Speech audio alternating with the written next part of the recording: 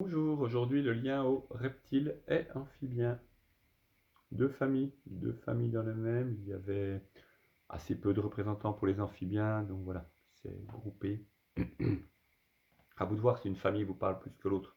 Vous pouvez très bien, pour cette carte-là, ne choisir que parmi les reptiles ou que parmi les amphibiens. Parmi les reptiles, sur ceux que j'ai mis, il y en a 3 qui sont dans le calendrier Toltec, qui sont des signes du calendrier Toltec, donc sur les 20 signes.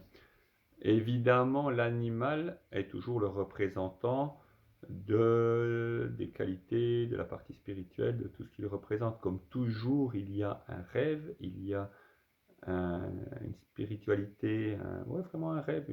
Et après, il y a la fabrication dans le monde tangible dans lequel on est. Donc l'animal est la fabrication dans le monde tangible de ce qui a été rêvé avant. Sur le serpent, voilà, le serpent est vraiment un symbole très très fort. Donc très connu chez nous, comme beaucoup d'animaux qui ont une symbolique forte, comme l'araignée par exemple, souvent des répulsions, souvent du mal à aller chercher son message, alors qu'il est très très important. Alors évidemment, je passe sur tous les trafics de la Bible et des écrits catholiques, hein. Et sur le serpent, on est vraiment là aux antipodes de la connaissance, et c'est là qu'il faut aller chercher justement derrière. Le serpent est évidemment l'animal de la connaissance. Évidemment, c'est lui qui apporte aux humains cette progression, ce savoir.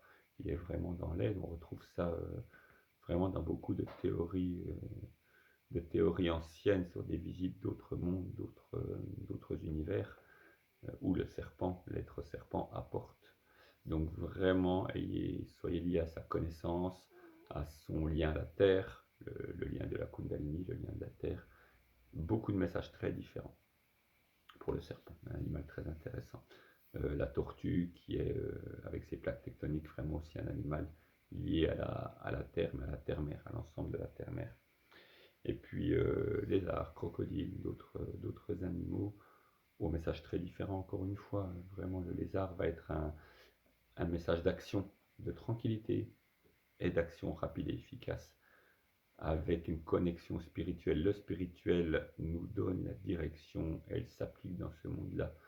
Et puis le crocodile, un animal de chasse, hein, comme d'autres, mais de patience, surtout de patience et d'invisibilité. Et ça peut être très compliqué chez nous, la patience et l'invisibilité.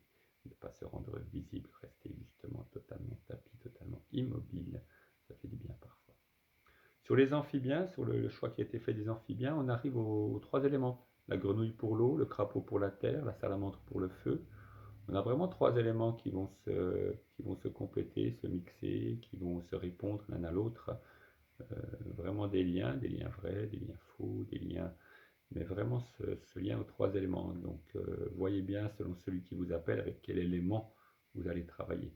Et ça, on est vraiment sur quelque chose d'intéressant. Mais dans tous les cas, un rapport avec les autres éléments. La grenouille est dans l'eau, mais elle peut aller sur terre. Le crapaud est dans la terre, mais il peut aller dans l'eau.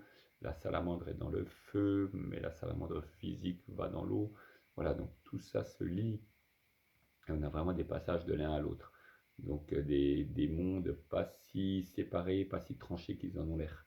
Et c'est l'intérêt des amphibiens, justement. Véhicule amphibie, hein. Véhicule amphibie va sur terre et dans l'eau. Donc ils ont donné leur nom à cela.